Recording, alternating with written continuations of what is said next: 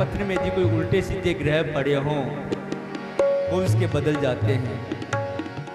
सूरज मंगल सोमे भृगु सुती, सूरज मंगल सोम भृगु सुत, बुध और गुरुवरी दायक तेरो, बुध और गुरुवर दायक तेरो। सारे ग्रह उसके अनुकूल हो जाते हैं जिसकी रक्षा परमात्मा करते हैं।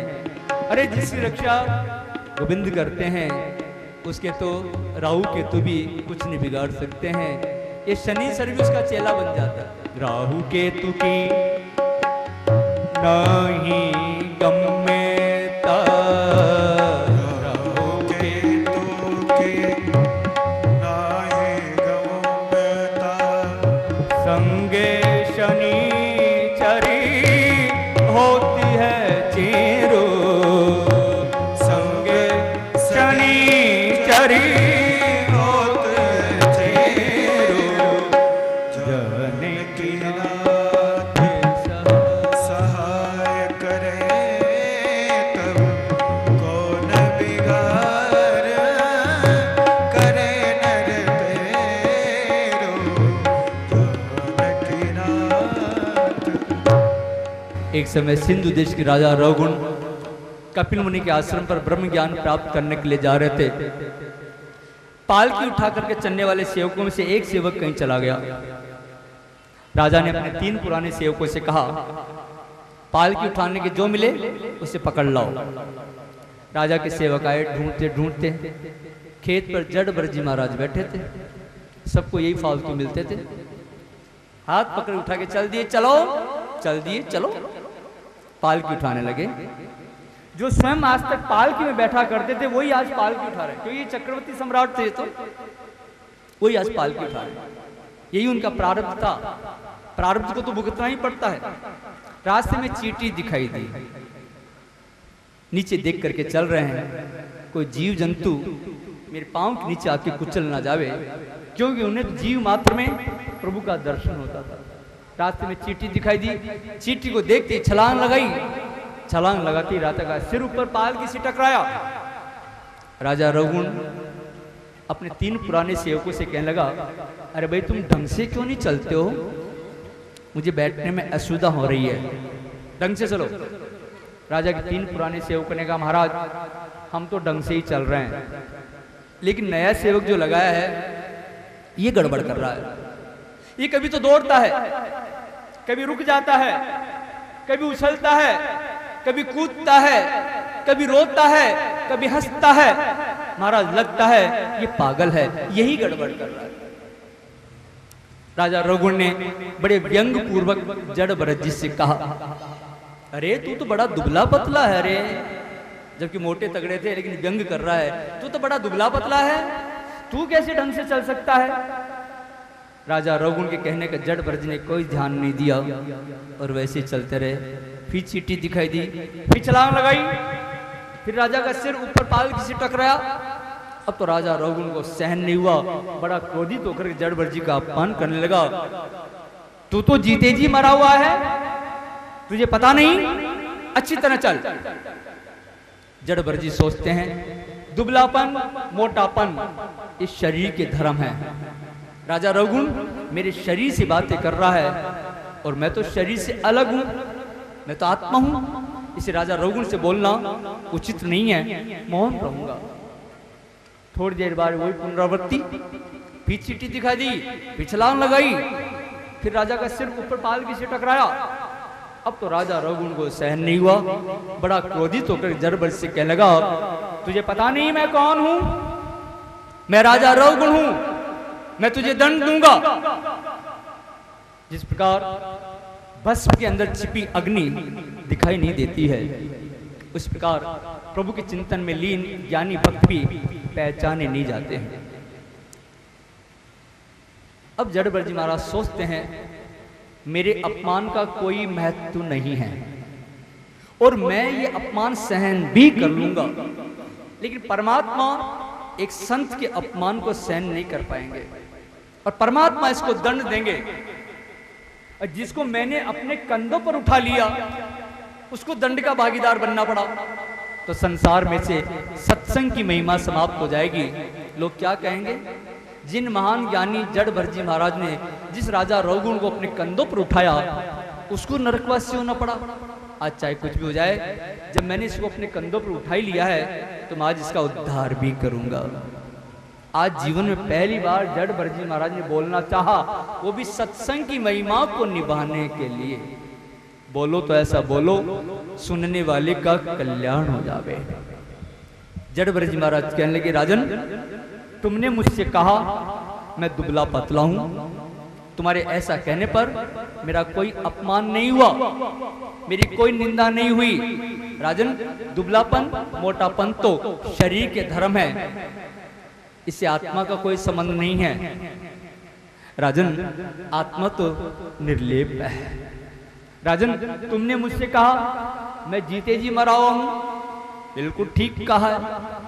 सारा संसार जीते जी मरा हुआ है, सभी वस्तुओं का आदि और अंत होता है, जो जन्मा है वो मरेगा। राजन तुम भी मरे हुए हो, ये शरीर शव के समान है। आत्मा और शरीर के तो अलग अलग धर्म हैं। राजन तुमने मुझसे कहा मैं राजा रघुगुण हूं। राजन परमात्मा तो जीव मात्र के अंदर विद्यमान है, अब इनमें कौन राजा और कौन सेवक? व्यावहारिक दृष्टि से देखा जाए तो ये भेद है, तुम राजा हो और मैं सेवक हूं। लेकिन तत्व की दृष्टि से देखा जाए तो तुम और मैं एक हैं। एक आत्मा सत्य है, एक परमात्मा सत्य है। राजन तुमने मुझसे कहा तुम मुझे मारोगे, शरीर के मारने पर मैं दुखी या सुखी नहीं होता, क्योंकि शरीर और आत्मा तो अलग अलग है। शरीर को शक्ति देता है मन, मन को शक्ति देती है बुद्धि, बुद्धि को चेतना प्रदान करने वाली आत्मा, आत्मा अर्थात मैं। इस शरीर के धर्म मुझे प्रभावित नहीं कर पाते। राजन मैं इस प्रकार इसलिए चल रहा हूं को चींटी को जीव जंतु मेरे पांव के नीचे आकर के कुचल ना जावे, क्योंकि मुझे तो जीव मात्र में मेरे प्रभु का दर्शन होता है। इसलिए राजन मेरी चाल तो ऐसी रहेगी, मेरी चाल में कोई परिवर्तन नहीं होगा। जड़भर जी के द्वारा वेदांत के कठिन सिद्धांतों को सुन करके राजा रघुगुण चलती पालकी से नीचे कूद पड़ा और उनके चरणों में गिर पड़ा, क्षमा याचना करने लगा, महाराज मैं आपको पहचान नहीं पाया, आप तो कोई महान परमहंस महात्मा लगते हैं, मैंने आपका अपमान करके बहुत बड़ी भूल की है। महाराज आप जैसे संत का अपमान करने वाले का कभी भी कल्याण नहीं हो सकता है, महाराज मुझे क्षमा करें। जो राजा रघुगुण जड़भर जी को मारने को तैयार था, वही उनके चरणों में वंदन कर रहा है। संत की परीक्षा उसकी मनोवृत्ति से होती है, संत की परीक्षा वस्त्रों से नहीं होती है। वेश से संत होना सरल है, लेकिन हृदय से संत होना बहुत कठिन है। राजा रघुगुण के द्वारा अपमान होने पर और राजा रघुगुण के द्वारा सम्मान होने पर दोनों ही अवस्थाओं में जड़भर जी महाराज सम स्थिति में थे, ना उन्हें कोई दुख हुआ न कोई सुख हुआ। मान अपमान में संत की वृत्ति समान रहती है। राजा रघुगुण ने जड़भर जी महाराज से पूछा, महाराज संसार व्यवहार तो सत्य है, इसे झूठा कैसे समझा जाए? कोई भी वस्तु झूठी होगी तो उससे कोई क्रिया नहीं हो सकती है। जैसे कि मिथ्या घट से जल नहीं लाया जा सकता है, जल लाने के लिए सचमुच का घट चाहिए। आपने कहा शरीर के कष्ट होने पर आत्मा को कष्ट नहीं होता, वो कैसे? क्योंकि शरीर का संबंध है इंद्रियों से, इंद्रियों का संबंध है मन से, मन का संबंध है बुद्धि से, बुद्धि का संबंध है आत्मा से। तो आपसे संबंध होने के कारण जो कष्ट शरीर को होगा वो आत्मा को भी होना चाहिए। जैसे कि एक चूल्हे के ऊपर बर्तन रखा हुआ है, बर्तन में दूध रखा है, दूध में चावल रखे हैं। अब चूल्हे में अग्नि प्रज्वलित होने पर चावल पक जाते हैं, क्योंकि अग्नि का संबंध बर्तन से, बर्तन का संबंध दूध से, दूध का संबंध चावल से। तो आपस में संबंध होने के कारण अग्नि के प्रज्वलित होने पर चावल पक गए। ठीक इसी प्रकार शरीर का संबंध है इंद्रियों से, इंद्रियों का संबंध है मन से, मन का संबंध है बुद्धि से और बुद्धि का संबंध है आत्मा से। तो आपसे संबंध होने के कारण जो कष्ट शरीर को होगा वो आत्मा को भी होना चाहिए। जड़भरत जी कहते कि राजन, उस चूल्हे के ऊपर रखे बर्तन के दूध में चावल तो पक जाएंगे, लेकिन दूध में यदि पत्थर रखा हो तो पत्थर नहीं पकेगा, क्योंकि पत्थर निर्लेप है। इस प्रकार आत्मा भी निर्लेप है। इस संसार तो मन की कल्पना है। एक माँ को अपनी संतान फूल के समान हल्की लगती है और दूसरी की संतान वजनदार लगती है। क्यों? क्योंकि मन की ममता काम करती है। ये मन कहता है ये अपना है और ये पराया है, ये अपना है इसलिए हल्का लगता है, वो पराया है इसलिए वजनदार लगता है। ये सब मन के खेल है राजन। मन के खेल के कारण मुझे मृग बनना पड़ा। मन के सुधरने पर जीवन सुधर जाता है, तो मन के बिगड़ने पर जीवन बिगड़ जाता है। विश्व में आसक्त मन सांसारिक बंधन में बनता है और वही मन प्रभु के चरणों में लीन हो जावे तो मुक्ति का दाता बन जाता है। इस प्रकार जड़भरत जी महाराज ने राजा रघुगुण को दिव्य ज्ञान का उपदेश दिया। पहले शिक्षा दी, फिर दीक्षा दी और अंत में प्रभु के नाम का स्मरण करते, प्रभु का ध्यान करते हुए अपने देह का त्याग किया। भागवत में मानव शरीर की कई जगह पर निंदा की गई है, लेकिन 5वें स्कंद के अंत में देवताओं के द्वारा मानव शरीर की स्तुति की गई है। देवता लोग कहते हैं ये मनुष्य जन्म सभी पुरुषार्थों का साधन है। इस भारतवर्ष के मनुष्यों ने ऐसा कौन सा पुण्य किया होगा या स्वयं प्रभु इन पर प्रसन्न हुए होंगे क्योंकि प्रभु की सेवा करने के योग्य मानव जन्म इन्होंने भारत में प्राप्त किया। ये मनुष्य जन्म प्रभु की सेवा करने के योग्य होने के कारण हम भी इस सौभाग्य के लिए सदा सर्वदा इच्छुक रहते हैं। इसके बाद में भौगोलिक वर्णन, पृथ्वी के 7 खंडों का वर्णन, सप्त द्वीपों का वर्णन, 7 समुद्रों का वर्णन, सप्त पातालों का वर्णन। सुखदेव जी महाराज से राजा परीक्षित पूछते, महाराज नरकलोक कहाँ है? सुखदेव जी महाराज कहते हैं राजन, नरकलोक दक्षिण दिशा में है। जितने प्रकार के पाप हैं उतने प्रकार के नरक हैं। कौन कौन से पाप के कारण कौन कौन से नरक में जाना पड़ता है ये क्रमबद्ध से इस स्कंद में वर्णन किया गया। इस प्रकार हजारों नरक लोक हैं और हजारों यमलोक हैं। इस प्रकार नरकों का वर्णन सुना करके इस 5वें स्कंद को प्रणाम किया गया और 6ठे स्कंद में प्रवेश किया गया। और आज की कथा का जो प्रसंग है वो 5वें स्कंद तक की कथा का आज का प्रसंग है। आज की कथा को यहीं विश्राम देते हम अपनी वाणी को विराम देते हैं। कल कथा में प्रातःकाल 11 बजे फिर यहाँ कथा श्रवण करने के लिए उपस्थित होंगे। आइए 2 क्षण के प्रभु के नाम का स्मरण, उसके बाद आरती और आरती बाद आप प्रसाद लेकर पधारेंगे।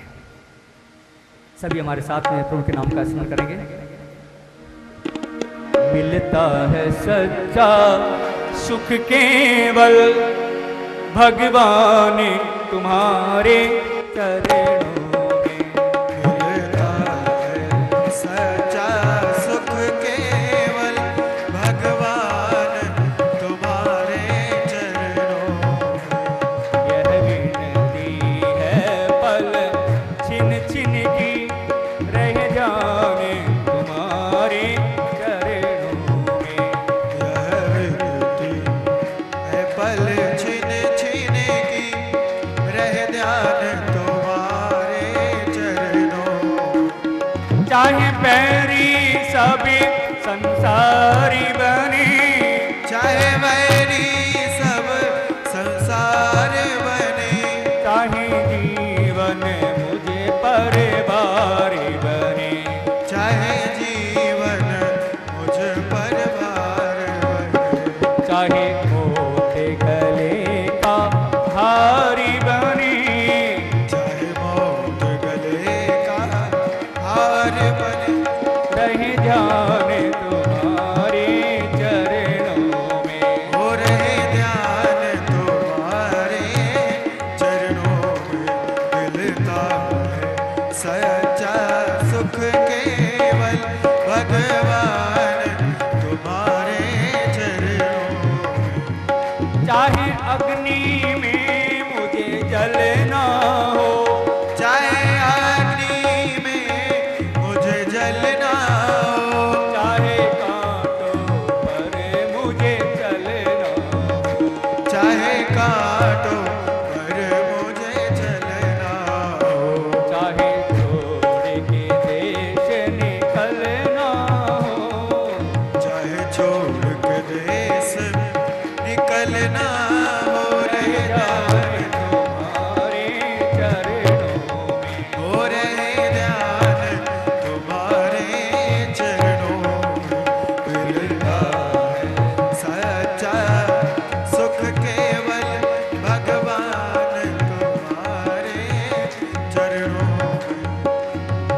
संकट ने मुझे घेरा हो, चाहे संकट ने मुझे घेरा हो, चाहे चारों ओर अंधेरा हो, चाहे चारों ओर अंधेरा हो, पर मन नहीं डगमग मेरा हो, पर मन नहीं डगमग मेरा हो, रहे ध्यान तुम्हारे चरणों में, हो रहे ध्यान तुम्हारे चरणों में।